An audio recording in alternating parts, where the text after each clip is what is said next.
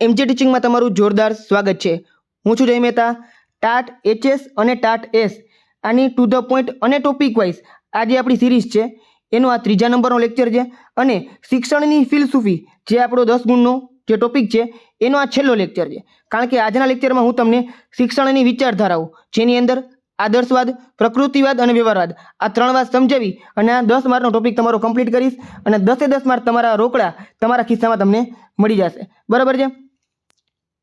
તમે જોઈ શકો છો આની પહેલાના લેક્ચરની અંદર મેં તમને 2 ટોપિક કરાવેલા હતા, કેળવણીના હેતુઓ અને કેળવણીના સ્વરૂપો.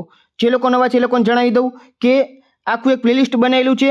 યુટ્યુબની અંદર કોર્સના સેક્શનમાં જશો એટલે તમને ફ્રી ઓફ કોસ્ટ બધા લેક્ચર્સ લાઇન બાય લાઇન તમે જોઈ શકો છો. બરાબર? અને જનરલી સૌથી પહેલાં હું તમને ટોપિક સમજાવું છું અને પછી તેને એમસીક્યુ સોલ્વ કરાવું છું. એમસીક્યુમાં ખાસ કરીને જે પૂછાયેલા પ્રશ્નો છે, બરાબર, એનો પણ સમાવેશ કરેલો તમે જોઈ શકો છો. જે પીવાયક્યુ જેનો સમાવેશ કરેલો છે એટલે તમને ખબર પડે કે એક્ઝામની અંદર કેવા પ્રકારના પ્રશ્નો પૂછાતા હોય છે. એટલે દરેક વસ્તુમાં તમારે ધ્યાન રાખવું જરૂરી છે. બરાબર? અને જો તમને કામ ગમતું હોય, તમને લાગતું હોય કે ના તમારા લાઈફમાં થોડીક વેલ્યુ એડ થાય છે, તો ખાસ કરીને આ જે વિડીયો છે તમારા જેટલા પણ ગ્રુપ છે બીએડના કે કોઈ પણ બીજા ગ્રુપ છે, બરાબર, એમાં ટીચર્સના ગ્રુપમાં શેર કરો એટલે આ જે મટીરિયલ છે એ બધા લોકો સુધી પહોંચતું થાય. બરાબર? અને બાકી એક હાઈપ આપી દેજો. યુટ્યુબમાં હાઈપનો ઓપ્શન છે એટલે આપણો આ જે વિડીયો છે બીજા લોકો સુધી પહોંચી શકે. અને ખાસ કરીને એક સારામાં સારી કમેન્ટ કરી નાખજો. સારી ના કરો તો કાંઈ નહીં, તમને ઠીક લાગે એ પ્રમાણે કમેન્ટ કરજો. બરાબર? તમને કોઈ લાગતું હોય કે આવી કંઈક વસ્તુ એડ કરવાની જરૂર છે તો એ પણ તમે કમેન્ટ કરી શકો છો મને. તો શરૂ કરીએ આપણે શિક્ષણની વિચારધારાઓ. આદર્શવાદ, પ્રકૃતિવાદ અને વ્યવહારવાદ. શૈક્ષણિક વિચારધારાઓ એ એવા ચશ્મા છે જેના દ્વારા આપણે શિક્ષણના હેતુઓ અને પદ્ધતિઓને જોઈએ છીએ. પશ્ચિમી અને ભારતીય ફિલસૂફીના 3 મુખ્ય વિચારધારાઓ શિક્ષણ જગત પર ઘેરી અસર કરી છે. સૌથી પહેલો વાત કયો છે? આદર્શવાદ. બરાબર? સૌથી પ્રાચીન છે, યાદ રાખો, સૌથી પ્રાચીન છે મતલબ કે સૌથી જૂનામાં જૂનો વાત છે આ, જેને આપણે આઈડિયલિઝમ કહેતા હોઈએ ઇંગ્લિશમાં. બરાબર? ઘણીવાર તમને આ ઇંગ્લિશનો શબ્દ આપશે, ગુજરાતી શબ્દ નહીં આપે, તો એ પણ તમારે ધ્યાન રાખવાનું છે. ભૌતિક જગત કરતાં આધ્યાત્મિક જગતને અને વસ્તુ કરતાં વિચારને વધુ મહત્વ આપે છે. યાદ રાખજો, આમાં ભૌતિક જગત કરતાં આધ્યાત્મિક જગતને, બરાબર, અને વિચારને વધુ મહત્વ આપવામાં આવે છે. હવે એના પ્રણેતા કોણ છે? તો પ્લેટો. બરાબર છે? આને યાદ રાખવું તમે આવી રીતના યાદ રાખી શકો છો કે જ્યારે આપણે જમવા બેઠા હોય, બરાબર, તો ઘણા લોકોને છે એ અલગ અલગ રીત ખાવાની હોય છે, બરાબર, ટેવ અલગ અલગ પ્રકારની હોય છે. હવે ઘણા લોકો બહુ વ્યવસ્થિત ના જમતા હોય, તો જમવા માટે આપણે જે પ્લેટ હોય, બરાબર, તો પ્લેટમાં વ્યવસ્થિત જમવું જોઈએ, આદર્શ રીતે જમવું જોઈએ. તો આવી રીતે તમે યાદ રાખી શકો છો કે આદર્શના પિતા છે તો પ્રણેતા છે એ કોણ છે? પ્લેટો છે. બરાબર? કારણ કે આપણે આદર્શ રીતે પ્લેટ ઉપર જમવું જોઈએ. આ એક ખાલી યાદ રાખવાની ટ્રીક છે. બાકી તમે જે રીતે યાદ તમે રાખી શકો છો એ પ્રમાણે રાખ્યું. હવે એના મુખ્ય સમર્થકો કોણ છે? તો સોક્રેટિસ, એરિસ્ટોટલ, ફ્રોબેલ, સ્વામી વિવેકાનંદ, મહાત્મા ગાંધી, રવિન્દ્રનાથ ટાગોર. આમાં જો ભારતીય કહીએ તો ભારતની અંદર 3 આવશે. કોણ? વિવેકાનંદ, રવિન્દ્રનાથ ટાગોર અને મહાત્મા ગાંધી. જે આપણા 3 મહાનુભાવ છે એના 3ના નામ આની અંદર આવશે. બરાબર? આમાં સોક્રેટિસ, એરિસ્ટોટલ અને ફ્રોબેલ.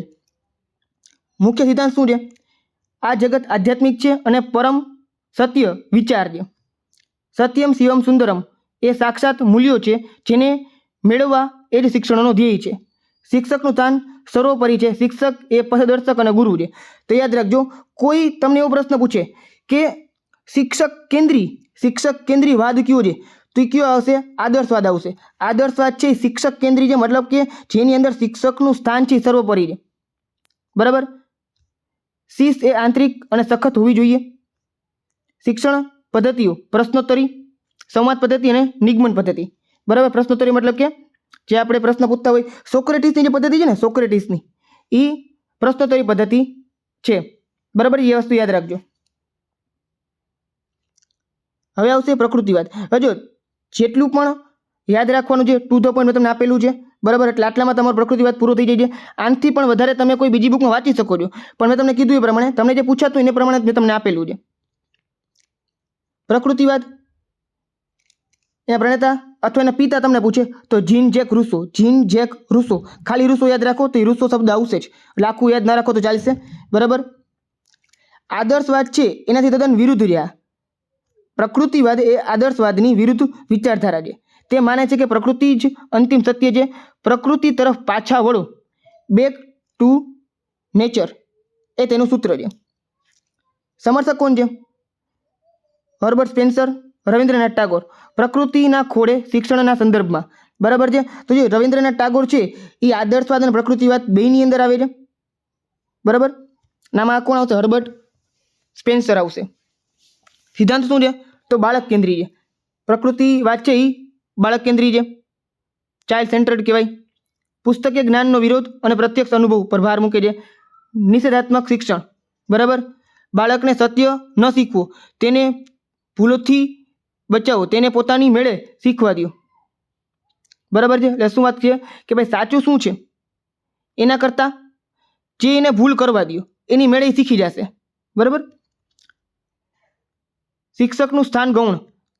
તે એક માત્ર નિરીક્ષક છે. જે અત્યારના આપણે 2020ની જે એનઈપી છે, બરાબર, મતલબ ન્યૂ એજ્યુકેશન પોલિસી છે આપણી 2020, એની અંદર આ જ વસ્તુ કીધી છે કે શિક્ષકનું સ્થાન શું છે? ગૌણ છે. એ એક નિરીક્ષક છે, ઓબ્ઝર્વર છે. બરાબર. માર્ગદર્શક છે પ્રકારનો. શિસ્ત એ મુક્ત હોવી જોઈએ. બાળકને પ્રકૃતિની ગોદમાં સ્વતંત્રતા મળવી જોઈએ. ચાલો હવે પ્રયોજનવાદ અથવા વ્યવહારવાદ, પ્રેગ્મેન્ટિઝમ કહેવાય. બરાબર. વ્યવહારવાદી આધુનિક અને વૈજ્ઞાનિક વિચારધારા છે જે પ્રયોગો અને ઉપયોગિતા પર ભાર મૂકે છે. જે સત્ય અત્યારે કામ કરે છે તે સાચું, આ વાદ માને છે. મતલબ કે અત્યારે સત્ય છે, અત્યારે જે કામ કરે છે ને એ સાચું છે. બરાબર. પ્રણેતા કોણ છે? જ્હોન ડ્યુ, CS પિયર્સ અને વિલિયમ જેમ્સ. બરાબર છે. મુખ્ય સમર્થકો કિલપેટ્રિક. હજુ મુખ્ય સિદ્ધાંતો ક્રિયા દ્વારા શિક્ષણ, લર્નિંગ બાય ડુઈંગ. બરાબર. કોને આપેલું? જ્હોન ડ્યુએ આપેલું હતું. કોઈ મૂલ્ય શાશ્વત નથી, મૂલ્યો અનુભવથી બને છે અને બદલાય છે. શિક્ષણ એ એક સામાજિક પ્રક્રિયા છે. શિક્ષક એક મિત્ર અને માર્ગદર્શક છે. બરાબર. 2020 જે એજ્યુકેશન પોલિસી છે, બરાબર છે, એની અંદર સૌથી વધારે આ લાઈન ઉપર ભાર મૂકેલું છે કે શિક્ષક એક માર્ગદર્શક છે, ફેસિલિટેટર છે. બરાબર છે. એને કામ ખાલી ફેસિલિટેટ કરવાનું છે, મતલબ કે માર્ગદર્શન આપવાનું છે, નહીં કે ભણાવવાનું. જ્ઞાન છે ઓટોમેટિક એને મળી જશે. શિસ્ત એ સામાજિક હોવી જોઈએ. શિક્ષણ પદ્ધતિઓ પ્રોજેક્ટ પદ્ધતિ અને સમસ્યા ઉકેલ પદ્ધતિ. તો તમારે કહેવાનું છે પ્રોજેક્ટ પદ્ધતિના પ્રણેતા કોણ છે? બરાબર. તો આવશે વિલિયમ કિલપેટ્રિક. બરાબર છે. કિલપેટ્રિક આવશે.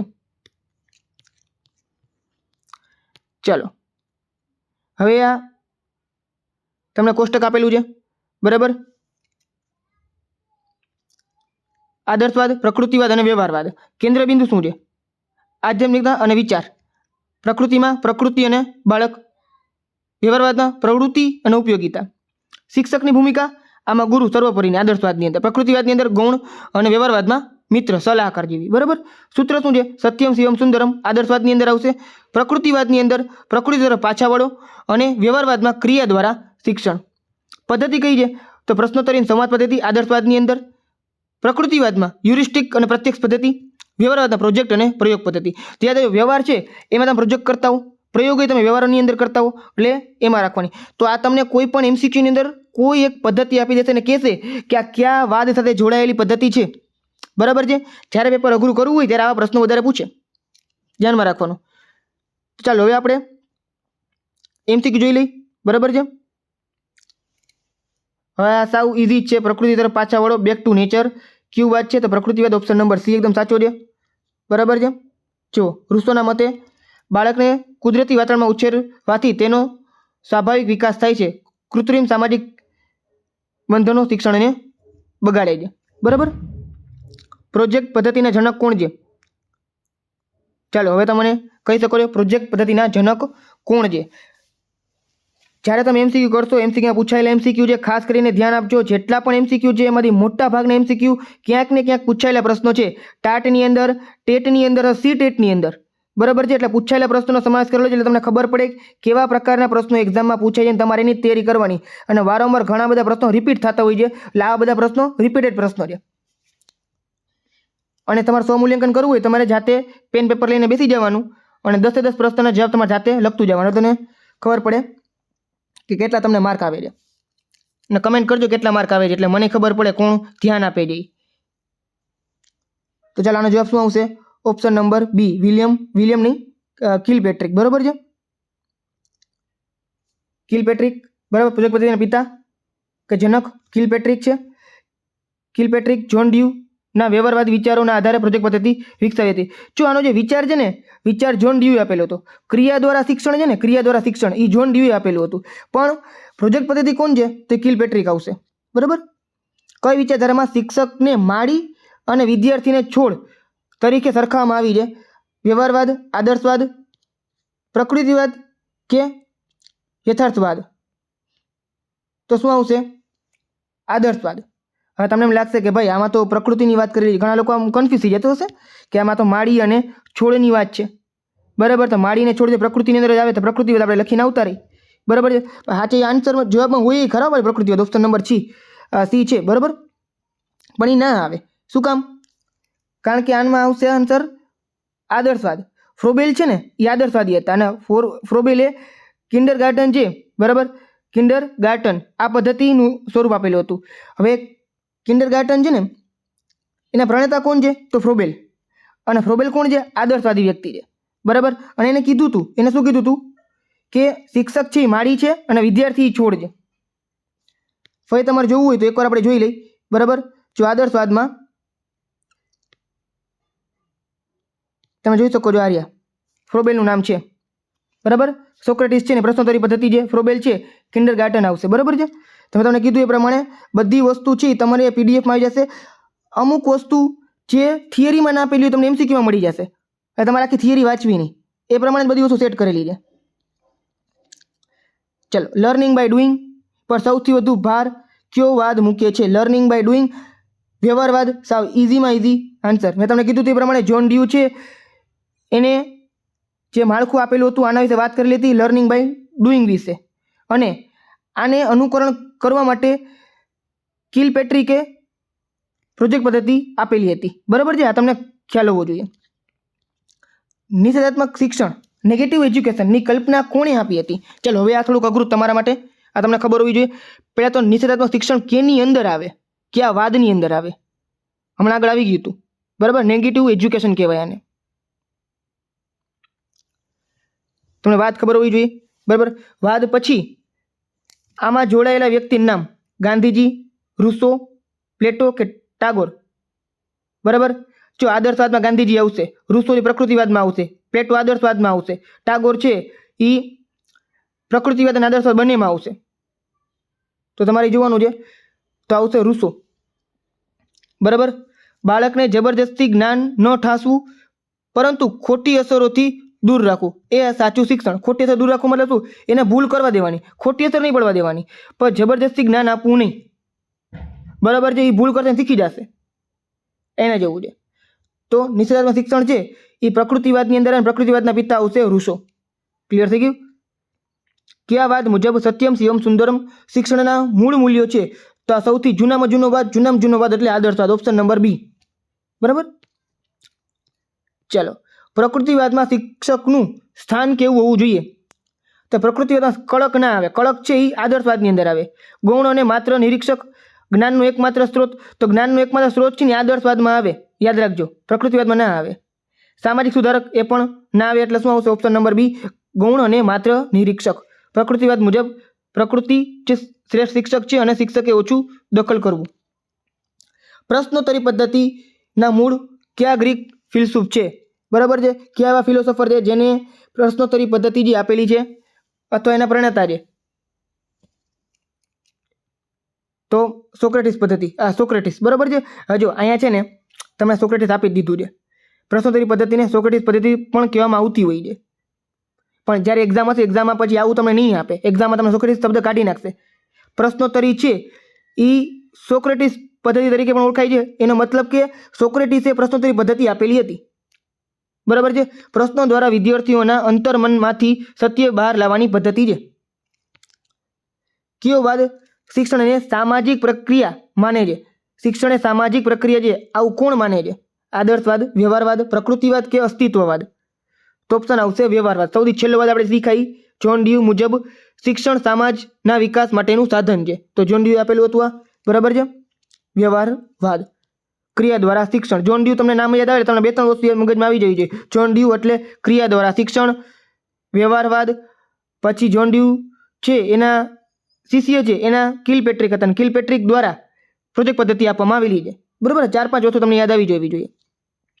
હ્યુરિસ્ટિક પદ્ધતિ, ડિસ્કવરી મેથડ કયા વાદની ભેટ છે? હ્યુરિસ્ટિક પદ્ધતિ ઘણા લોકોને જ ખબર ના હોય, તો ઇંગ્લિશ ઉપર તમને ખબર પડી જતું હોય ડિસ્કવરી મેથડ. બરાબર, તો ડિસ્કવરી મેથડ છે એ સાવ ઇઝી પ્રકૃતિવાદની અંદર આવશે. બરાબર છે કે પ્રકૃતિ છે ઓટોમેટિક તમને ડિસ્કવરી થતી જશે, મતલબ કે તમને વસ્તુ ખબર પડતી જશે. ક્લિયર થઈ ગયું? ચાલો, તો આ 10 પ્રશ્નો હતા અને જેટલું પણ બનતું હતું એ પ્રમાણે મેં તમને આખું છે એ કમ્પ્લીટ કરાવી દીધું છે. કેનું?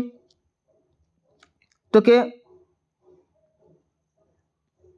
શિક્ષણની ફિલસૂફીનું. બરાબર છે, 3 લેક્ચરની અંદર કેળવણીના હેતુઓ, સ્વરૂપો અને શિક્ષણની વિચારધારા. જો મારો એવો જ પ્રયત્ન હોય છે કે વિડીયો પૂરો થાય ને ત્યાં સુધી તમને દરેક વસ્તુ યાદ રહી જાય, એટલે વિડીયોને છેલ્લે સુધી જોતા જાઓ. બરાબર છે, અને આવી જાય નેક્સ્ટ લેક્ચરની અંદર હું તમને આગળના જે ટોપિક છે એ કરાવવાનો છું. જો તમને વિડીયો ગમતો હોય તો લાઈક કરી નાખજો, શેર કરી નાખજો અને ખાસ કરીને સબસ્ક્રાઈબ કરી નાખજો, એટલે ભવિષ્યના વિડીયોઝ તમને મળતા રહે. અને બીજી વાત મિત્રો, એક કમેન્ટ કરજો, સારી ખરાબ તમને જે લાગે એ પ્રમાણે કમેન્ટ કરજો, કારણ કે આપણો આ વિડીયો છે બીજા લોકો સુધી પહોંચવો જોઈએ. એના માટે ગૂગલનું જે એલ્ગોરિધમ છે, યુટ્યુબનું એલ્ગોરિધમ છે, એવું છે કે તમે જેમાં વધારે લાઇક મળતી હોય, પછી હાઇપ મળતી હોય, કમેન્ટ આવતી હોય, તો એ બીજા લોકો સુધી પહોંચાડે, તો બધાને પણ મદદ થાય. બરાબર છે, આંગળી ચીંધવાનું પુણ્ય મળતું હોય, એટલે તમે કરજો. તો મળીએ આપણે નેક્સ્ટ વિડીયોમાં.